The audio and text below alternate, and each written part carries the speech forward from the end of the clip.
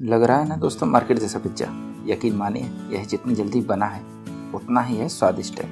मुझे तो यह मार्केट से भी स्वादिष्ट लगा। और सबसे खास बात यह पराठे से बना हुआ है और ना तो इसे ज़्यादा बनाने में समय लगा और ना ही ज़्यादा झंझट करना पड़ा। ना ही इसे बनाने में हमें ईस्ट की ज़रूरत पड़ी और ना ही हमें बेकिंग सोडे की। तो फिर क्या दोस्तों, झटपट से और स्वाद से भरा हुआ पराठा पिज्ज़ा बनाना शुरू करते हैं। हाय गाइस, आपके अपने रिजल्ट एक बार स्वागत है। आज दोस्तों मसाला पनीर पिज्ज़ा बना लेते हैं, वो भी पराठे के साथ देसी स्टाइल में। और यह पिज्ज़ा जो बहुत जल्दी बन जाता है और जो इसके मेन इंग्रेडिएंट्स होते हैं वो सब घर पे हमें बड़ी आसानी से मिल जाते हैं और ये खाने में बहुत स्वादिष्ट लगता है। और यकीन मानिए जब आप इस पिज्ज़ा को खाएंगे तो आप मार्केट का भी पिज्ज़ा भूल जाएंगे, इतना स्वादिष्ट लगता है। चलिए तो फिर से बनाना शुरू करते हैं। और हाँ दोस्तों, अगर ये रेसिपी पसंद आए तो प्लीज़ लाइक करें, दोस्तों के साथ शेयर करें और अभी तक हमारे चैनल सब्सक्राइब नहीं किया सब्सक्राइब भी कर लें और इसके बगल में घंटा के बेल आइकन उसे जरूर दबा दें ताकि इसी तरीके से नई रेसिपी आप तक सबसे पहले पहुँच सके। इसे बनाने के लिए हम एक बाउल ले लेते हैं और अब इसमें हम पनीर डाल देते हैं। पनीर मैंने इस साइज़ का काटा हुआ है, यह लगभग 150 ग्राम जितना पनीर है। अब इसमें हम आधे टेबल स्पून से कम लाल मिर्च पाउडर डाल देते हैं। उतनी ही मात्रा में लोग जीरा पाउडर डाल देते हैं। गरम मसाला 1/4 टीस्पून, किचन किंग मसाला आधा टीस्पून से कम, धनिया पाउडर आधा टीस्पून, काश्मीरी लाल मिर्च पाउडर 1/4 टीस्पून या इसको कलर देने के लिए, और हल्दी पाउडर 1/4 टीस्पून और नमक स्वाद अनुसार या आधा टीस्पून जितना। अब मसाले को हम इस तरीके से पनीर में मिला लेंगे उछालते हुए। इसमें हम चम्मच का यूज नहीं करेंगे, अगर चम्मच का यूज करेंगे तो पनीर हमारा टूट जाएगा, इसीलिए हम उछालते हुए सभी मसालों को पनीर में मिला लेते हैं। अब इसमें हम आधा नींबू मिला लेते हैं। अब इसको निचोड़ कर इसमें डाल देते हैं। आप चाहें तो नींबू की मात्रा बढ़ा सकते हैं, आधे से आप 1 नींबू भी रख सकते हैं अगर आपको थोड़ा खट्टा ज़्यादा चाहिए तो। अब मसाला हमारा मिल गया है तो अब इसको हम आधा घंटा फ्रीज में ढक कर रख देते हैं। अब हम पराठे के लिए आटा लगा लेते हैं। इसके लिए हम एक बाउल ले लेंगे और इसमें 1 कप जितना गेहूं का आटा डाल देंगे और आधा कप जितना मैदा। रेशियो में ध्यान रखना है, 1 कप मैंने गेहूं का आटा लिया है तो आधी कप मैंने मैदा लिए। आप चाहें तो सिर्फ गेहूं के आटे से बना सकते हैं या सिर्फ मैदे से आप बना सकते हैं। अब इसमें हम नमक डाल देते हैं, लगभग 1/4 टीस्पून जितना, और 1 चम्मच जितनी चीनी।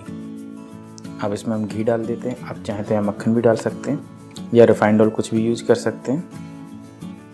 अब सभी चीज़ों को हम चम्मच की सहायता से मिला लेते हैं। अब हम पराठे के लिए आटा गूंद लेते हैं। इसके लिए हम यहाँ थोड़ा सा पानी डालेंगे और इसका एक सख्त डो तैयार कर लेंगे। यहाँ पर हमें आटा गीला नहीं रखना है, अगर आटा गीला रखेंगे तो नमक की वजह से आटा और गीला हो जाएगा। इसलिए हमें ध्यान रखना है कि डो को हमें सख्त से सख्त गूंथना है ताकि हमारा पराठा और पिज्ज़ा बहुत ही अच्छा बने।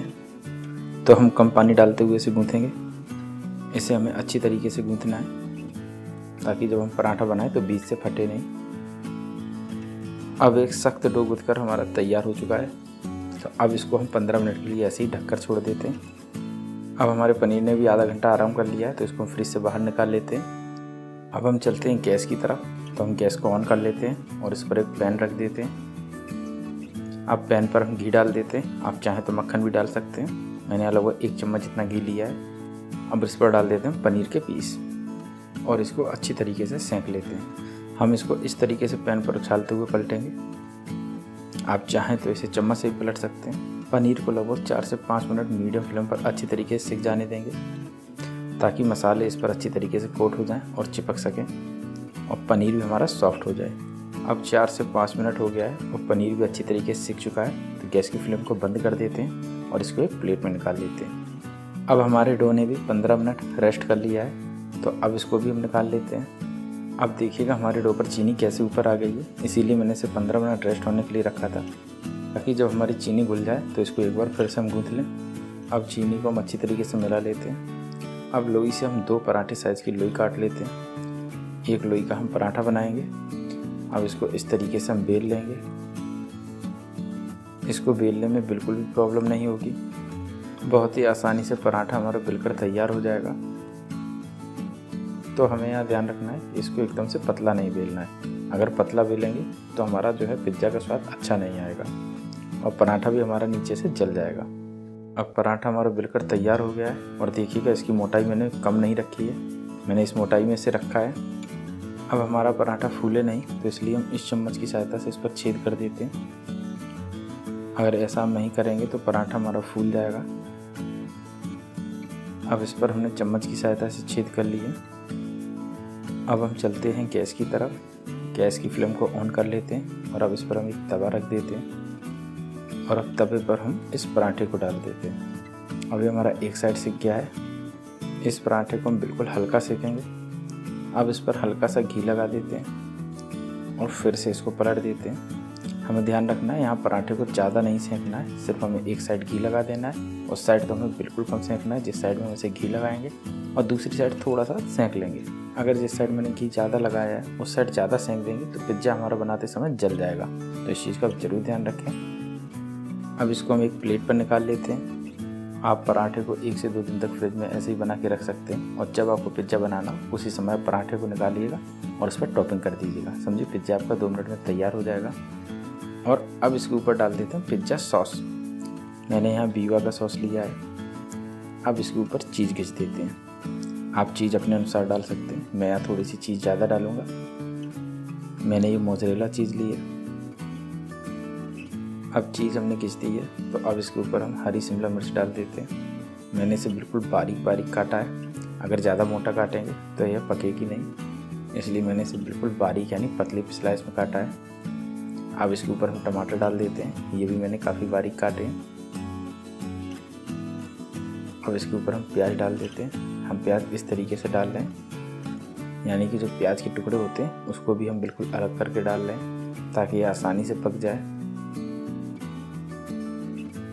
अब इसके ऊपर हम मैरिनेट किया हुआ पनीर डाल देते हैं। आप अपने अनुसार पनीर की मात्रा बढ़ा या घटा सकते हैं। मैंने यहाँ लगभग 100 ग्राम जितना पनीर डाला है एक पिज्ज़ा पर। अब इसके ऊपर हम ओरिगानो हर्ब छिड़क देते हैं। आप चाहें तो यहाँ मिक्स हर्ब से छिड़क सकते हैं। अब इसको हम और स्पाइसी बनाने के लिए यहाँ चिली फ्लेक्स छिड़क देते हैं। आप चाहें तो इस पर हरी मिर्च के टुकड़े भी डाल सकते हैं या जो मोटी वाली अचार की मिर्च होती है उसको डाल सकते हैं। अब इसके ऊपर हम फिर से मोज़रेला चीज़ घिस के डाल देते हैं।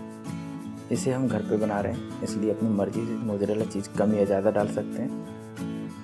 अब हम पिज्ज़ा बनाने के लिए फिर से गैस की फ्लेम को ऑन कर लेते हैं और इसको बिल्कुल स्लो कर देते हैं। जितनी स्लो हो सके उतनी स्लो हमें गैस की फ्लेम रखनी है। अब एक हम पैन इसके ऊपर रख देते हैं और इसके ऊपर अब लगा देते हैं घी।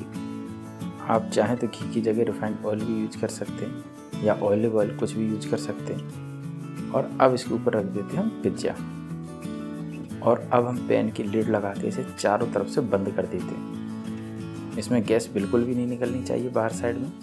अगर आपके गैस की लो एक साइड में ज़्यादा हो तो आप इस तरीके से इसे चलाते हुए भी रख सकते हैं ताकि जो हमारा नीचे से पराठा है वो चारों तरफ इवनली सिके, यानी कहीं पर कम और कहीं पर ज़्यादा ना सिके या कहीं पर जल ना जाए। इसलिए हम इसको इस तरीके से सेकेंगे क्योंकि हमारे जो गैस की लो है वो एक साइड ज़्यादा लग रही है, यानी कि जो बीच में है उस साइड में ज़्यादा है। स्लो करने पर पराठा जल्दी से जल सकता है, इसलिए 2.5 से 3 मिनट के बीच में से एक बार ज़रूर चेक कर लें और इसको उठाकर नीचे से देखें कहीं ये जल तो नहीं रहा है।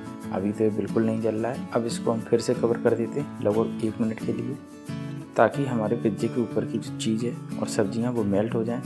अब 1.5 मिनट हो गया है और इसका ढक्कन खोल लेते हैं। देखिएगा बिल्कुल परफेक्ट बन चुका है। अब हम गैस की फ्लेम को बंद कर देते हैं और इसको एक प्लेट में निकाल लेते हैं। लीजिए, मेरा तो मसाला पनीर पराठा पिज्ज़ा बनके तैयार हो गया है। ये देखने में देखिए कितना खूबसूरत लग रहा है और यकीन मानिए जितना ये देखने में खूबसूरत है उससे कहीं ज़्यादा है खाने में भी स्वादिष्ट है।